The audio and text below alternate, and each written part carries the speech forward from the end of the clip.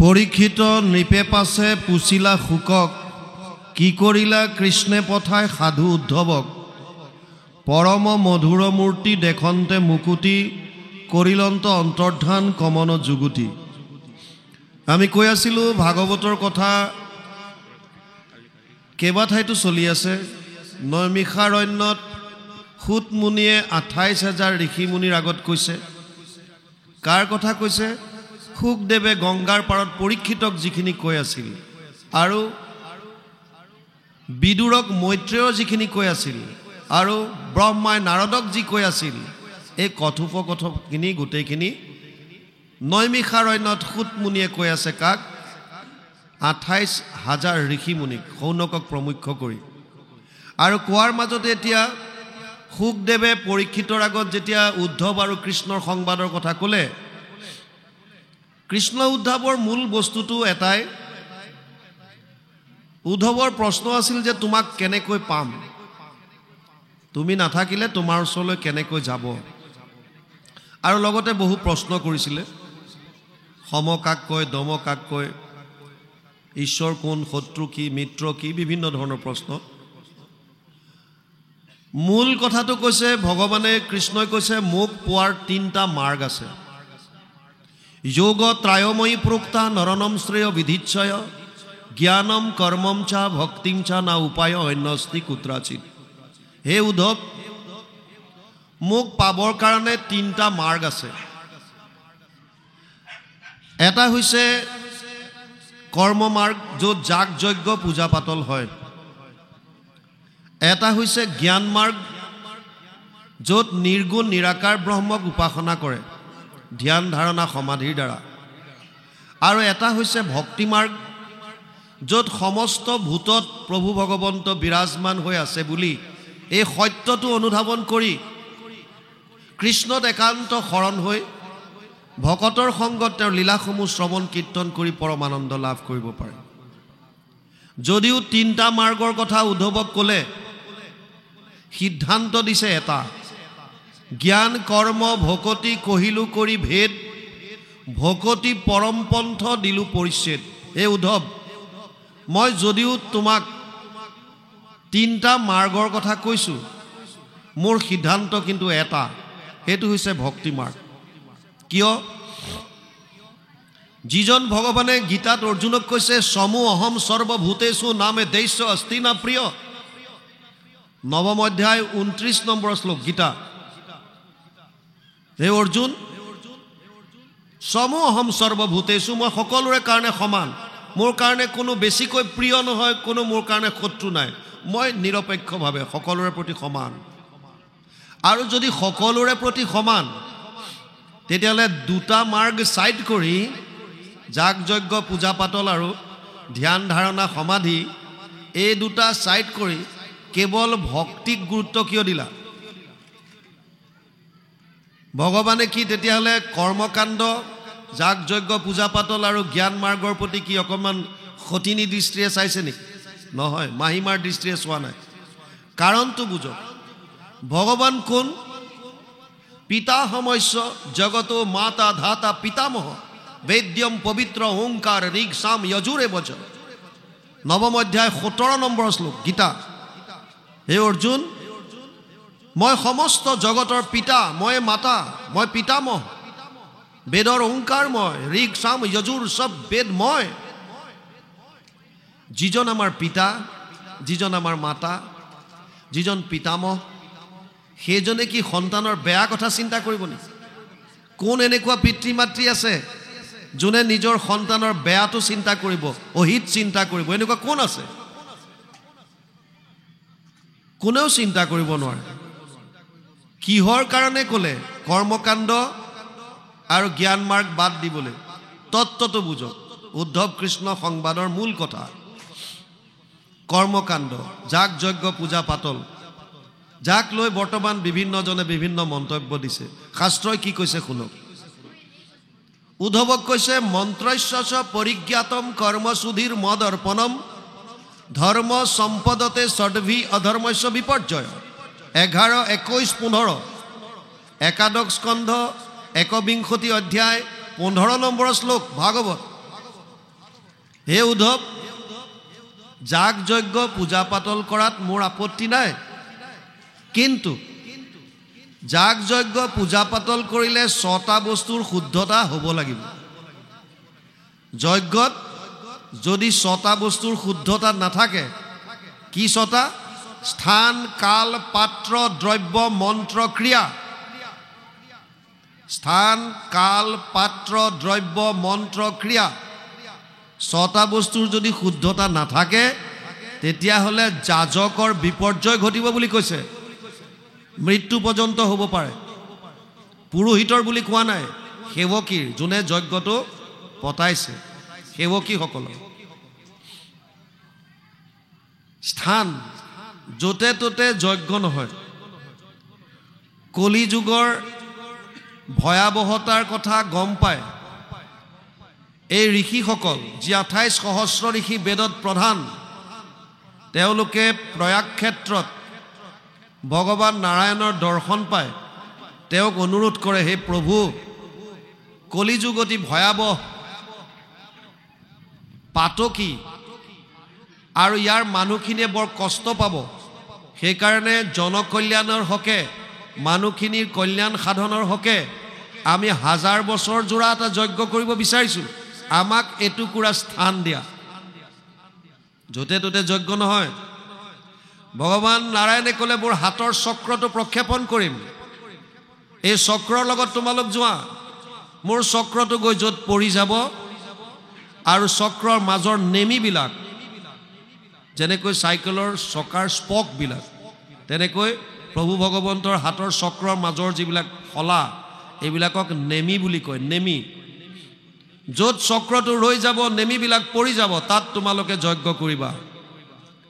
আৰু এটা স্থানত গৈ চক্ৰটো ৰৈ গ'ল, এখন প্ৰকাণ্ড ভয়ংকৰ অৰণ্যৰ মাজত এটুকুৰা খালী ঠাইত, আৰু নেমিবিলাক পৰি গ'ল। য'ত নেমিবিলাক পৰি গ'ল, সেই জেগাকণত তেওঁলোকে যজ্ঞ কৰিলে। নেমি পৰাৰ কাৰণে জেগাকণৰ নাম হ'ল নৈমিষ, অৰণ্যৰ মাজত পৰাৰ কাৰণে নাম দিলে নৈমিষাৰণ্য। আৰু এছামে কৈছে, এই চক্ৰটো নিমিষতে তাত পৰিছিল। নিমিষ মানে চকুৰ এটা পলক। চকুটো জপাওঁতে যিকণ সময় লাগে, এইটোক এক নিমিষ বুলি কয়। আমাৰ এতিয়াও প্ৰায় ব্যৱহাৰ কৰে, নিমিষতে শেষ হৈ গ'ল, এই নিমিষতে গৈ পাবিগে। এই নিমিষ শব্দটো যে চকুৰ এটা পলক, চকুটো জপাওঁতে যিমান সময় লাগে, এইটোক এক নিমিষ বুলি কয়। তাত তেওঁলোকে ভগৱানৰ পৰা স্থান লৈ পেলাই যজ্ঞ কৰিছিল, তথাপিও সফল হ'ব নোৱাৰিলে। কৰিলো যজ্ঞ 80 সহস্ৰ বছৰ, হোম ধুমে ধূম্ৰ বৰ্ণ ভৈলা কলেবৰ, যিটো কৰ্ম কৰোৱাত নাহিকে বিশ্বাস, আপোনাৰ আয়ুস কৰিলো ব্যৰ্থে নাশ। সৌনকে স্বীকাৰ কৰিছে, নোৱাৰিলে কৰিব। তাত জনক আদি ৰজাই 12 বছৰ নিজে হাল বাই যজ্ঞস্থলী তৈয়াৰ কৰিছিল। আৰু য'তে ত'তে আমি এতিয়া যজ্ঞ কৰিলে ক'ত ফল পাব? কাল, সময়, যেতিয়াই তেতিয়াই যজ্ঞ নহয়। বিশেষত যজ্ঞ সূৰ্য উদয়ৰ পৰা সূৰ্য অস্তৰ ভিতৰত হ'ব লাগে। কিন্তু বহুতো ঠাইত ৰাতিও যজ্ঞ কৰা দেখা যায়, হোমাগ্নি ইত্যাদি কৰে। শাস্ত্ৰত কিন্তু নাই, সন্ধিয়া হ'লে যজ্ঞ বন্ধ কৰে। চলি আহিছে, পৰম্পৰা বুলি কয়। স্থান, কাল, পাত্ৰ, তাত যিমানবিলাক দ্ৰব্য লগায়, পাত্ৰ লগায়, চব শুদ্ধ হ'ব লাগিব। আৰু বিশেষকৈ মন্ত্ৰ উচ্চাৰণ, মন্ত্ৰ উচ্চাৰণত যদি খেলি মেলি লাগিল, তেতিয়াহ'লে গণ্ডগোল আছে। মোৰ ৰঙিয়াত পোষ্টিং থাকোঁতে নলবাৰীৰ ওচৰৰ এখন মনসা পূজাৰ শতবাৰ্ষিকী উপলক্ষে পতা ধৰ্মালোচনী সভাত আলোচক হিচাপে নিমন্ত্ৰণ দিছিল।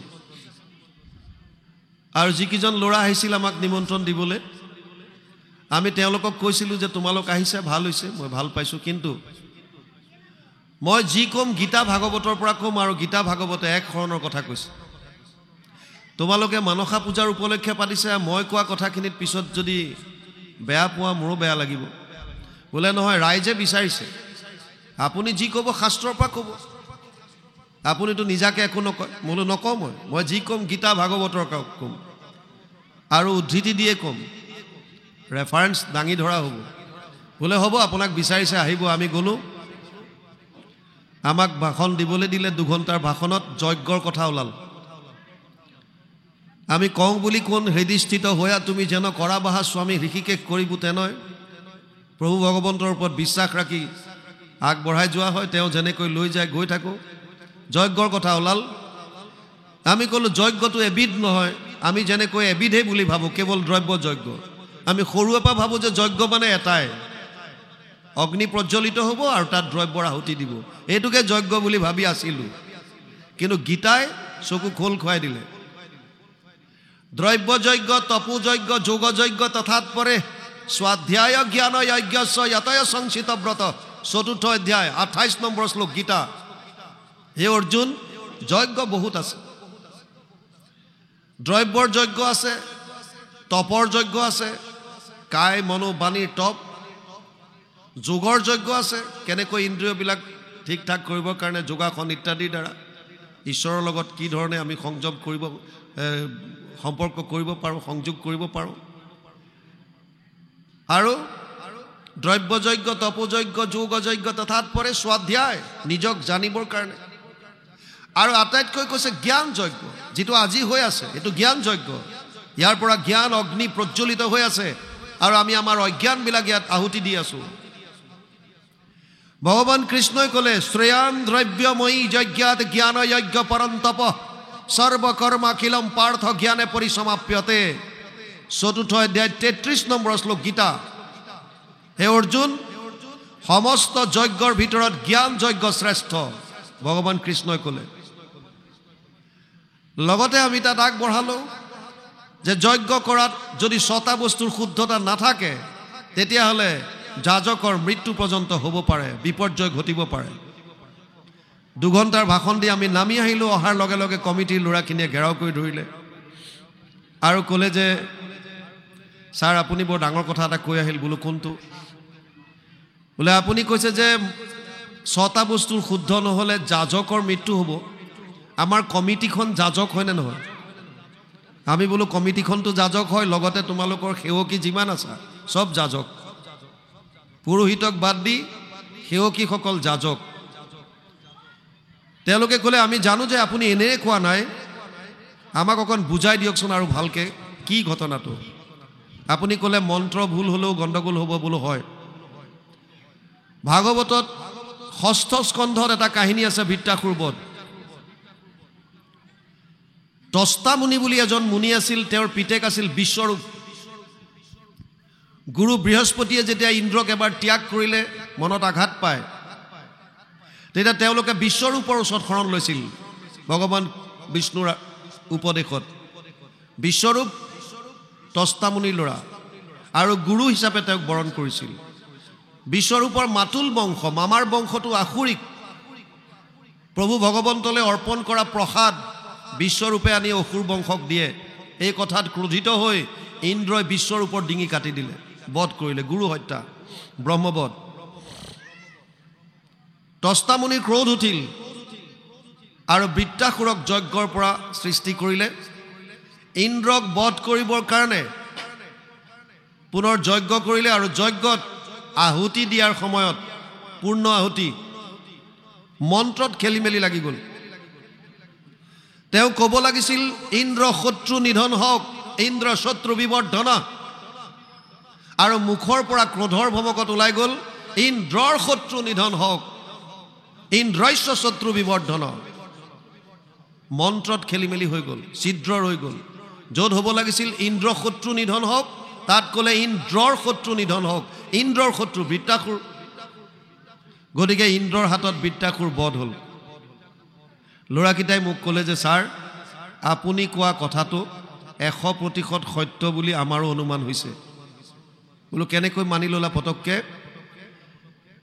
তেওঁলোকে কোৱা কথা কৈছে যোৱাবাৰ ষষ্ঠীৰ দিনা আমাৰ এজন সক্ৰিয় কৰ্মীৰ মৃত্যু হৈছিল আৰু এই বছৰ আজি সপ্তমী তিথি কালি ৰাতিলৈকে আমাৰ লগত কাম কৰি থকা এজন সতীৰ্থৰ আজি পুৱা ভাগত মৃত্যু হৈছে আমি বুজি পোৱা নাছিলোঁ 2 বছৰত দুজনকৈ কমিটিৰ লোক আমি হেৰুৱাইছোঁ কিহৰ কাৰণে কি ভুল হৈছে সেইকাৰণে আপুনি কোৱা কথাকেইটাই হৃদয় স্পৰ্শ কৰি গ'ল এইকাৰণে আপোনাৰ পৰা জানি ল'লোঁ উপায় কি আছে।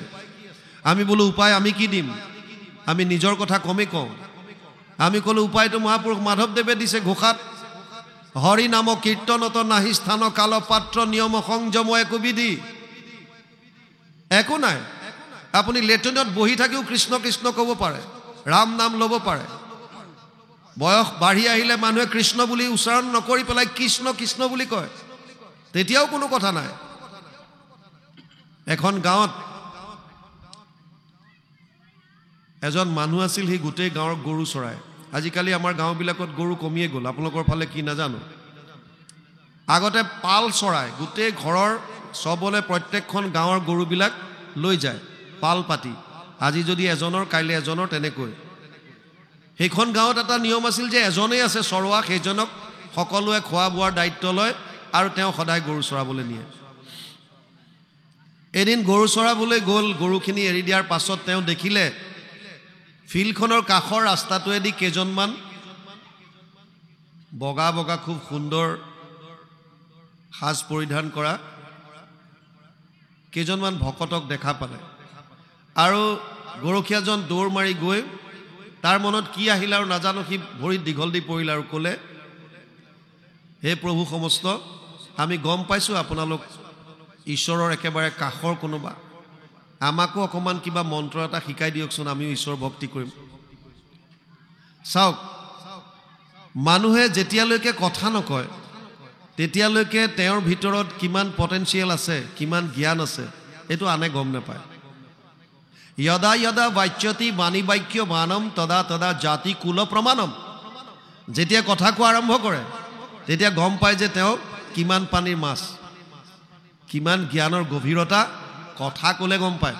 সেইকাৰণে পৰাপক্ষত কথা নোকোৱাকৈ থকাটো ভাল, কিন্তু কথা কোৱাটো এটা আৰ্ট বা কলা। কথা নোকোৱাকৈ থাকিব পৰাটো বেছি ভাল। আৰু সেইবিলাক জেগাততো কথা ক'বই নালাগে যিবিলাকত আপোনাৰ কথাৰ কোনো গুৰুত্ব নিদিয়ে, নিজে লাজ পাব। তাত কওক য'ত আপোনাৰ কথাৰ গুৰুত্ব দিছে, তাত আপুনি কওক। যি কি নহওক, এই ল'ৰাজনে মাত্ৰ সেইকেইটা কথা কৈছিলে, গৰখীয়াজনে তাতেই ভকতকেইজনে গম পালে যে ইয়াৰ পঢ়া শুনা একেবাৰে নাই, পঢ়া শুনা নাই।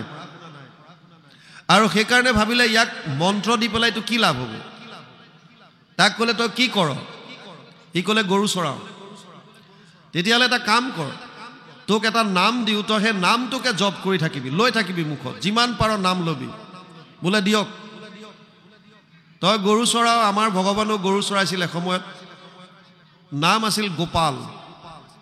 গো পাল, গোক যোনে পালন কৰে, গো ইন্দ্ৰিয়কো বুজায়, গো বেদকো বুজায়, আৰু গৰুকো বুজায়, বৎস পালক। ভগৱান কৃষ্ণ সৰু থাকোঁতে বৎস পালন কৰিছিল, সেইকাৰণে গোপালো এটা নাম। ক'লে গোপাল নামটো দিলোঁ, গোপাল গোপাল কৈ ভগৱানৰ নাম এটা গোপাল, তই গোপাল গোপাল গোপাল গোপাল নাম লৈ থাকিবি, যা, তোৰ বহুত লাভ হ'ব। সি একেবাৰে লিখা পঢ়া নজনা, নামটো মুখস্থ কৰি গৈছে, গোপাল গোপাল গোপাল গোপাল।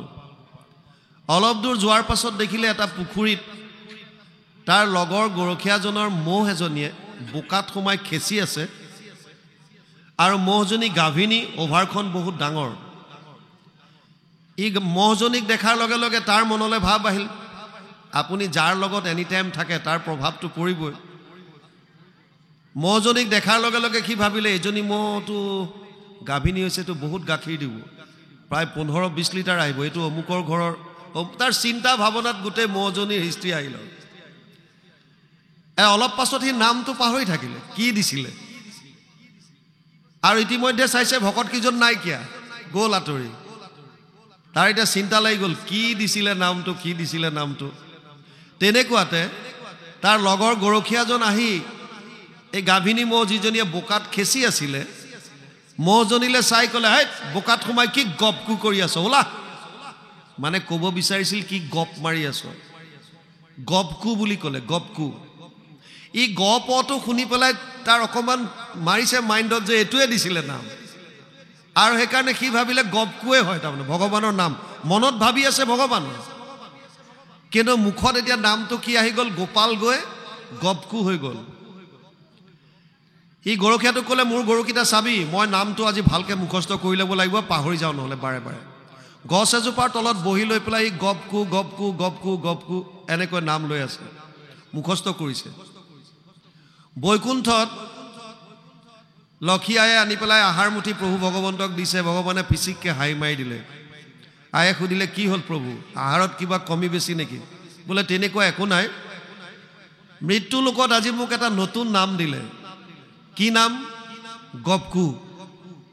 লক্ষীয়ে কৈছে মই তোমাৰ 1000টা নাম জানো, সহস্ৰ নাম মই জানো, তাত গপকু শব্দটো নাই। ক'লে সেইকাৰণেতো কৈছোঁ নতুন নাম দিছে। লক্ষীৰ মনত সন্দেহ হৈছে যে তোমাৰ নাম যেতিয়া নহয় তুমি কেনেকৈ গম পালা তোমাক মাতিছে? আমাৰ সংসাৰৰ ক্ষেত্ৰতো সেইটোৱে। মোৰ নাম যদি ৰন্তু, কোনোবাই যদি ৰমেশ দীনেশ বুলি মাতি থাকে, মই কেলে চাম এইফালে? কিন্তু আমাৰ আৰু ভগৱানৰ মাজত পাৰ্থক্য এটাই আছে, তেওঁ আপুনি বাহ্যিকভাৱে কি কৰিছে সেইটোত ইমান গুৰুত্ব নিদিয়ে, আপোনাৰ ভাৱত কি চলি আছে সেইটো গুৰুত্ব দিয়ে। আৰু ভাৱত তাৰটো ঈশ্বৰ আছে, কিন্তু মুখেৰে কৈ আছে গপকু। ভগৱানে কৈছে মোকে মাতিছে, তুমি সন্দেহ নকৰিবা। লক্ষীয়ে কৈছে মোৰ বিশ্বাস নহয়। অজ্ঞস্য অশ্ৰদ্ধবাঞ্চ সংশয়ী আত্মা বিনশ্যতি। গীতা 4ৰ্থ অধ্যায় 40 নম্বৰ শ্লোক। সংশয় যেতিয়া মানুহৰ মনত সোমাব, সন্দেহ সোমাব, ঘৰখন শেষ হৈ যায়। পতি পত্নীৰ মাজত হওক, শাহু বোৱাৰীৰ মাজত হওক, পিতা পুত্ৰৰ মাজত হওক, মাক জীয়েকৰ মাজত হওক, সন্দেহ সন্দেহ যদি সোমাই গ'ল কাৰোবাৰ মনত, ইয়াক উলিওৱাটো বৰ কঠিন। এখন ঘৰে ধ্বংস হৈ যাব, কেৱল সন্দেহ। ভগৱানে ভাবিলে লক্ষীৰ মনত সন্দেহ সোমাল, এই সন্দেহ দূৰ কৰিবই লাগিব। সেইকাৰণে লক্ষীক ক'লে এটা কাম নকৰা কেলে, তুমি সন্দেহ কৰি থকাতকৈ নিজে গৈ পৰীক্ষা কৰি আহা, কাৰ নাম লৈছে গম পাই যাব। লক্ষীয়ে ক'লে ঠিক আছে মই পৰীক্ষা কৰিমেই, মোৰ মনা নাই। তোমাৰ 1000টা নামৰ ভিতৰত কিবা এটা লোৱা হ'লে মই মানিলোহেঁতেন। গপকু গপকু কৈছে, তুমি কৈছা মোকে মাতি আছে, কেনেকৈ এইটো হ'ব পাৰে? বোলে যোৱা পৰীক্ষা কৰি চাবা। বুঢ়ী মানুহ এগৰাকীৰ ভেকচন লৈ আহিল, আৰু ই গছৰ তলত বহি গপকু গপকু গপকু গপকু নাম লৈ আছে। আইগৰাকী আহি সুধিলে অ' পায় কাৰ নাম লৈছানো? ই ভাবিলে হ'ল আকৌ আহিল, পাহৰি মেতিয়া কথা পাতিবলৈ ধৰিলে। সেইকাৰণে চকু মেলাই নাই আৰু ইংগিত কৰিছে গপকু গপকু গপকু। লক্ষীয়ে কৈছে অ' পায় কাৰ নাম লৈছা? বোলে গপকু গপকু। ই ভাবিছে মোক পাহৰাইহে এৰিব। আৰু লক্ষীয়ে ভাবিছে আহিছোঁ বৈকুণ্ঠৰ পৰা, এইটো মই কনফাৰ্ম কৰিবৰ কাৰণে শুদ্ধ উত্তৰ নোপোৱালৈকে ময়ো নাযাওঁ। বাৰে বাৰে সুধি আছে অ' পায় কাৰ নাম লৈছনো? ইয়াৰ লাহে লাহে খংটো উঠি আহি আছে গৰখীয়া ল'ৰা। আৰু যেতিয়া বাৰে বাৰে একেটা কথা সুধি আছে, শেষত খঙে একদম চিধা মূৰত মাৰিছে, কৈছে তাত একেটা কথাকে বাৰে বাৰে সুধি আছ, যা তোৰ পয়েৰৰ নাম লৈছোঁ, তোৰ গিৰিয়েৰৰ নাম লৈছোঁ। লক্ষীয়ে ভাবিলে হয়তো ঠিকেইটো কথা, মোক স্বামীয়ে ঠিকেই কৈছিলে, তাৰমানে মোক ঠিকেই কৈছিলে যে হয় তেওঁৰে নাম লৈছে। কথাৰ তাৎপৰ্য হৈছে যে হৰি নাম কীৰ্তনত আপুনি কৃষ্ণ বুলি কৈছে নে কৃষ্ণ বুলি কৈছে, গোপাল বুলি কৈছে নে গপকু বুলি কৈছে, এইটো একো ডাঙৰ কথা নহয়। ভাৱত কি আছে? আপোনাৰ ভাৱত যদি জনাৰ্দন আছে, ভাৱত যদি ভগৱান কৃষ্ণ আছে, আপুনি মুখেৰে কিবা ভুল হৈ গ'ল একো নাই, প্ৰাৰ্থনা কৰিছিল আপুনি, ঘোষাপদী ভুল হৈ গ'ল, হ'ব দিয়ক কি আছে, মনত ৰাখক কৃষ্ণ, হৃদয়ত ৰাখক কৃষ্ণ, তাত আপুনি ফল পাব। সেইকাৰণে মন্ত্ৰত যদি খেলি মেলি হয়, কৰ্মকাণ্ডত কোনো এক্সকিউজ নাই, কিন্তু ভক্তি মাৰ্গত আছে। সেইকাৰণে ভগৱানে ক'লে, উদ্ধৱক ক'লে যে কৰ্মকাণ্ড বাদ দিয়া।